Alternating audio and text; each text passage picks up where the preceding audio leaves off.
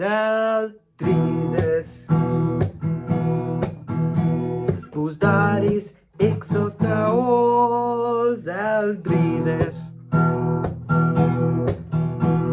Os dares exos naos Aldrizes. Os dares exos naos Aldrizes. Os dares exos naos Sing along if you know the words. Drizes. One of the biggest things, or one of the most interesting things that has been circulating the House of the Dragon fandom as of late is, why has there not been a confirmation of House of the Dragon Season 2? Well, technically there has been, it's just not been official. There's been rumors circulating on online media websites. In this video, I want to not only talk about Season 2 for House of the Dragon, or like if it's going to be confirmed or not, but also some of the most major insane events. Special thank you to these individuals right here, as they are the ones who are responsible for these videos. They're sort of like executive producers. And if you are unaware, Patreon is basically a way for me to directly combat YouTube delisting my channel and making my videos not show up in their algorithm. Basically, it's just a way of saying, hey, Sir Hunts, we appreciate your hard work. Here's a couple of extra dollars a month to make sure you and your family gets fed. If you can't do any of that, the best thing you can do if you enjoy YouTube creators here on YouTube is just watch their videos. So thank you so much for doing that. My name's Mark, and this has been Sir Hunts I do not reviews. Now, I've actually been sent a bunch of leak information back in January, and in that massive leak, I pull from it often, right? But in that massive leak, it said that House of the Dragon has actually been confirmed unofficially up until Season 3. And they started working on writing Season 2 back in January when I was sent the leak. So obviously, trust that information with a grain of salt because it's probably a load of horseshit.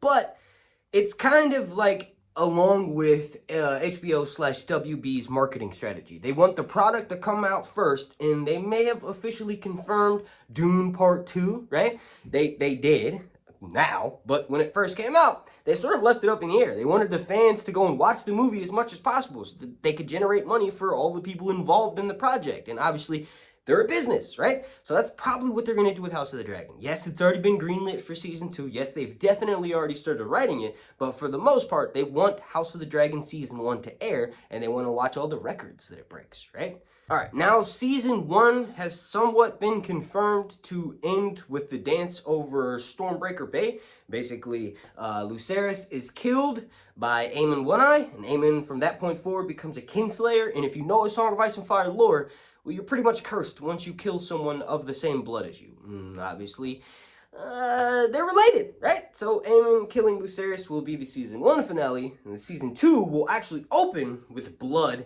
and cheese. Just makes the most sense, because canonically, that's the next thing that happens. Daemon finds out that Rhaenyra's son with Laenor, supposedly, more likely Harwin Strong, has just been brutally murdered above Stormbreaker Bay, right? Shipbreaker Bay, right? Above Storm's End, right? Boros basically allows it to happen. He stops them from engaging in combat under his roof, but he allows Aemon to leave knowing that he's going to go kill his nephew, right? So that wasn't supposed to happen.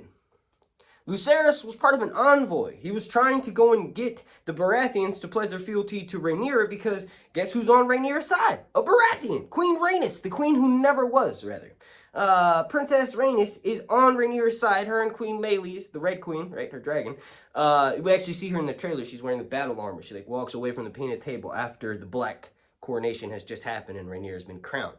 I wouldn't be surprised if she's actually wearing a crown in this in that scene from the trailer, and they've just had it CGI removed. But basically, that wasn't supposed to happen. So in response to that, and jumping into Season 2, Daemon's like, hold up, I got you. Blood must be paid with blood, because at this time he's in Harrenhal, right? So he sends word to Lady Mysaria, and she hires Blood and Cheese. Blood and Cheese, Blood is someone who used to work for Daemon as the City Watch, and if I'm not mistaken, he got kicked out of the City Watch or the Gold Cloaks because he raped someone, right? So he is just chilling in King's Landing, still loyal to Daemon because Daemon gave him a job, right? And Cheese is a rat catcher who knows all of the secret inner workings of the Red Keep because he's hired to get rid of the fucking rats, which ruin everything. So they sneak into Maegor's Holdfast, into the Queen's Tower, and they surprise, bam! They give Helaena a choice. They're like, look, who do you want us to kill?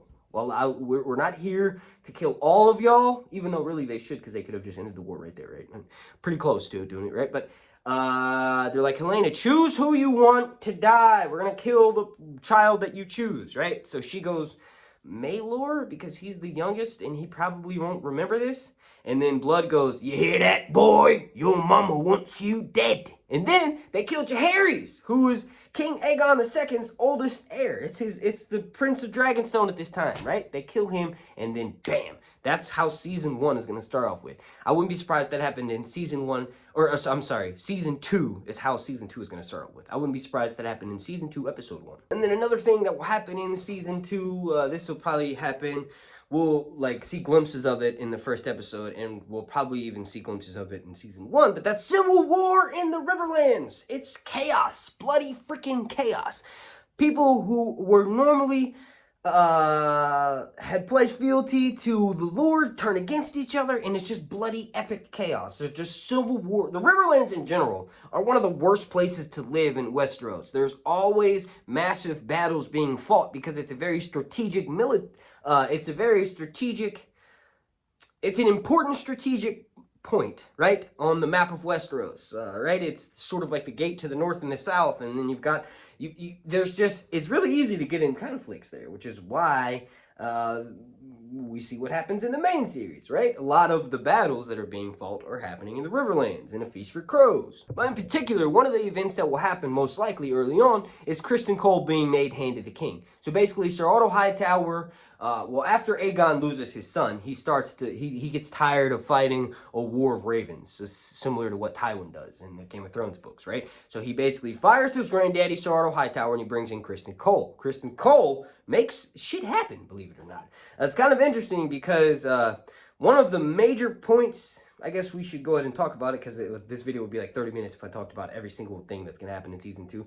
But the finale, and towards the end of the season, is going to be the battle above Rook's Rest. In particular, King Aegon is brutally injured and maimed. Like, the dude is so burned, his armor's burned into his flesh, right? So what happens is, he jumps on his dragon and he goes and fights Melis, the Red Queen, in Rhaenys, right? Then Vhagar shows up, right when Melis has her jaws around Sunfire, the King's dragon, who's the most beautiful dragon of all time, right? Pink membranes, but golden, right? Melis is just a red dragon, right? Beautiful, the Red Queen, right? Melis is about to kill Sunfire, but then boom, Vhagar shows up and crashes into both of them. They all go flying towards the ground. Rhaenys dies. That'll probably be a good way to cap off a crazy death for season 2 is Rhaenys will die with her dragon Melis, right? And then that's when King Aegon sustains his injuries, where he like becomes really perverted. His ding dong no longer works, and he likes to watch people fucking. But it'll be crazy to see how they manage that, because at that point forward, Aemon sort of takes his place. He's named Lord Protector of the Realm. He doesn't name himself king, but Aegon is very much going to be put on a back burner for like a season or 2. Like, obviously he goes to Dragonstone and eventually feeds his dragon. Rhaenyra is fed to his dragon, right? He does that at the very end, but it's going to be crazy. Season 2 is going to be nuts. If you all enjoyed this video, please do me a massive favor and slap a like on it. The like goal is going to be 420.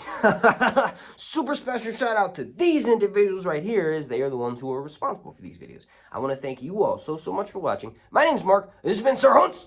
Long night reviews. Gunda Spandaba.